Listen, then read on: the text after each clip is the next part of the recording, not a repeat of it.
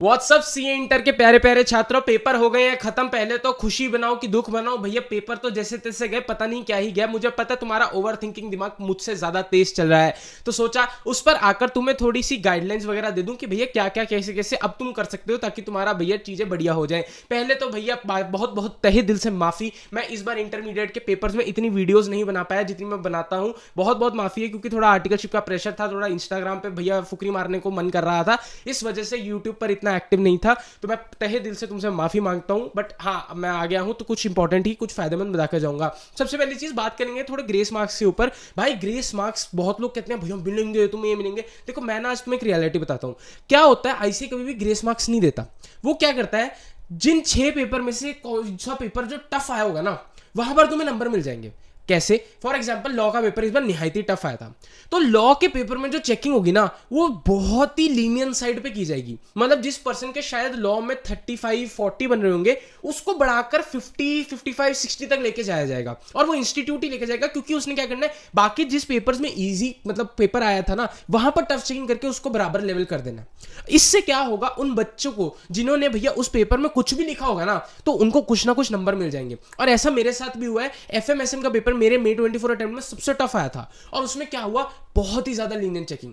Cut to the next attempt सितंबर 24 में क्या हुआ, भैया टैक्स का पेपर बहुत औखा दे दिया, टैक्स ना हो दे। फिर क्या हुआ, टैक्स में भी बच्चों को मार्क्स अच्छे मिले। सिमिलरली इस बार तो लॉ में हदें ही पार कर दी, मतलब फैकल्टीज तक आके बोल रहे थे it is one of the toughest paper. और था मतलब भैया एआई का चैट जीपीटी जितना आता था ना, इन्होंने चैट जीपीटी सारा लगा दिया कि चैट जीपीटी आ जाए, बस इनको भैया फंसा दें किसी तरह, जिसे आईबीएस में फाइनल में पढ़ाते हैं। तो इसी वजह से मुझे जो उम्मीद है कि तुम्हें लॉ में ग्रेस मार्क्स मिल सकते हैं, और जो चेकिंग है वो थोड़ी लीनियंट साइड होगी इन सब्जेक्ट्स पे, और जो तुम्हारे एमसीक्यू के मार्क्स हैं वो तो रहेंगे ही, लेकिन अकाउंट्स में भी मेरे को ऐसा लगा कि 2-4 टफ क्वेश्चन थे। बाकी जो एग्जाम्स गए थे मेरे को लगता है उनमें कोई इतना इशू नहीं था या कोई इतना टफ नहीं थे, तो तुम उनको डुएबल कर सकते हो।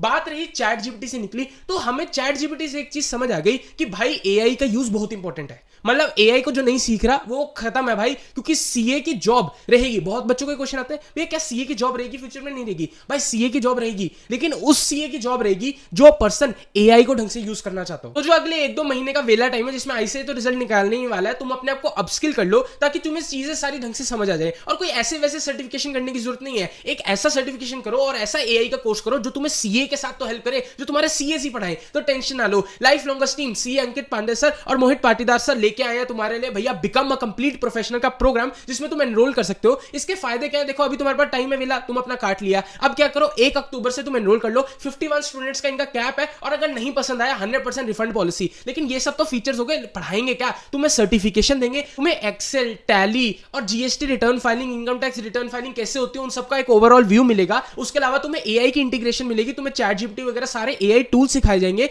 उसके अलावा तुम्हें कम्युनिकेशन पे बिल्ड किया जाएगा, और कैसे आर्टिकलशिप में काम होता है और कैसे चीजें चलती हैं बड़ी बड़ी फर्म्स में, तुम्हें उसका एक होलिस्टिक एक्सपोजर अभी इस टाइम में मिल जाएगा, जिसमें तुम्हें ढंग से सब कुछ सिखाया जाएगा। और इस सर्टिफिकेशन से तुम अपनी पार्ट टाइम अर्निंग भी स्टार्ट कर सकते हो, 25,000 रुपीज तक कमा सकते हो, जिससे तुम अपनी फैमिली को सपोर्ट कर पाओगे, खुद के भैया एक्सपेंसेस को खुद निकाल पाओगे, रहना सहना रेंट वगैरह। उसके अलावा ये सिर्फ उन बच्चों के लिए नहीं है जो सिर्फ सीए बैकग्राउंड से है, जो लोग सीए के अलावा कॉमर्स बैकग्राउंड से या फाइनेंस बैकग्राउंड से बिलोंग करते हैं, वो भी इसमें एनरोल कर सकते हैं। तो बाकी डिटेल्स और मेरा कूपन तुम्हें डिस्क्रिप्शन में मिल जाएगा, डिस्काउंट दिलाएगा भाई, टेंशन ना लो। रेफरेंस का यही तो खेल होता है, आर्टिकलशिप में भी रेफरेंस ही काम आने वाला है। तो अपने आप को अपस्किल करने के अलावा तुम किस पर वर्क कर सकते हो, तुम वर्क कर सकते हो अपने लिंक्डइन पर और अपने रिज्यूमे पर। किसी भी फर्म में जाओगे, इवन कोई मिड साइज में जाओगे या बिग 4 में जाओगे, सबसे पहली चीज तुम्हारी जिंदगी में एक ही मांगी जाएगी, भैया अपना रिज्यूमे, अपना सीवी, अपना पत्र दो कि भैया तुम क्या हो, कौन हो, हमें जरा पता तो लगे। तो तुम्हें अभी से अपने रिज्यूमे पर वर्क कर देना शुरू करना चाहिए कि भैया कैसे रिज्यूमे बनाया जाता है, कौन से ऐसे रिज्यूमेस होते हैं जो बिग 4 वगैरह में शॉर्टलिस्ट होते हैं, और उसके ऊपर भी जल्दी वीडियो लाने वाला हूं। उसके अलावा work on your LinkedIn profile. मेरे खुद लिंक्डइन पे 13,000 फॉलोअर्स हो गए हैं, और मैं इफेक्टिवली लिंक्डइन को भी बिल्ड कर रहा हूं। Reason being your network is your net worth. क्या बोला मैंने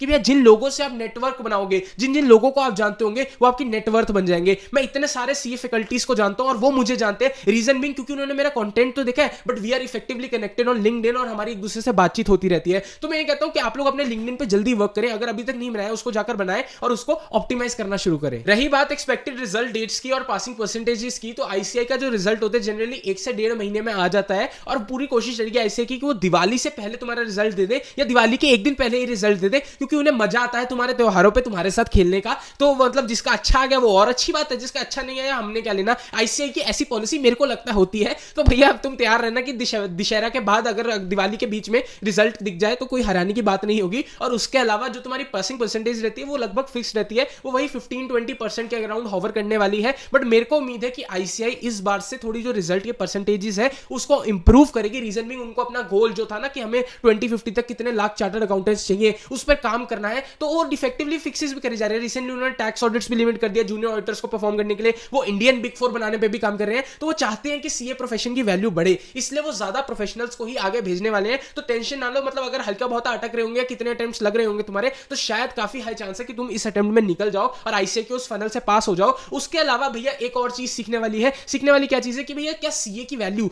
2025 में रहेगी या नहीं रहेगी, या सीए कितना कमाते हैं। यार मैं देखो ना, आज एक तुम्हें होलिस्टिक एग्जांपल देने वाला हूं। अगर तुम एक चार्टर्ड अकाउंटेंट बने हो और तुम फर्स्ट अटेम्प्ट में नहीं भी बने, तब भी इफेक्टिवली तुम्हें 7 से 8 लाख रुपए का पैकेज पर एनम का बड़े आराम से मिल जाएगा किसी भी फर्म में। मेरे पापा ना बड़ी एक अच्छी बात कहते हैं, he is not a CA but he made a CA. वो कोशिश कर रहे हैं कि एक बंदा सीए बन जाए, तो उन्होंने एक बड़ी अच्छी बात कही, वंश सीए कभी ना भूखा नहीं मरता। उसको पता है, उसका माइंड इतना फाइनेंस में तेज हो चुका होता है कि उसे पता है कि मुझे बिजनेस करना है, मुझे क्या करना है, मुझे भैया अपनी प्रैक्टिस खोलनी है, या फिर मुझे भैया किसी के अंडर काम करना है, मेरे को कंटेंट क्रिएशन में जाना है, मेरे को स्टार्टअप में बनाना है, मेरे को एमबीए करना है, मेरे को क्या करना है। एक सीए का ना माइंड इतना खोल दिया जाता है कि वो शेयर मार्केट से लेकर सारी चीजों को फुल ऑन एनालाइज कर पाता है और फाइनेंस का विजर्ड बन जाता है। तो मैं यही रिकमेंड करता हूं कि भैया सीए की वैल्यू कभी भी गिरने नहीं वाली है। तुम एक बहुत अच्छे प्रोफेशन में हो, और अगर लर्निंग लेने आई अगर सितंबर 25 से कि भैया कहीं पे मुझे लगता है मेरी कमी पेशी रह गई, मैं कुछ कर नहीं पाया, मेरा ओवरऑल हुआ नहीं है, तो मैं ये कहूंगा अगर तुमने एक ग्रुप दिया था तो उस ग्रुप की प्रिपरेशन ना करके अगले ग्रुप की प्रिपरेशन करो। दोनों ग्रुप गया तो चिल करो, अपना भैया वर्क ऑन करो रिज्यूमेस वगैरह पे। और अगर तुम्हें पता है सर्टेनली कि भैया मैं पास नहीं होने वाला हूं, तो भैया उठो,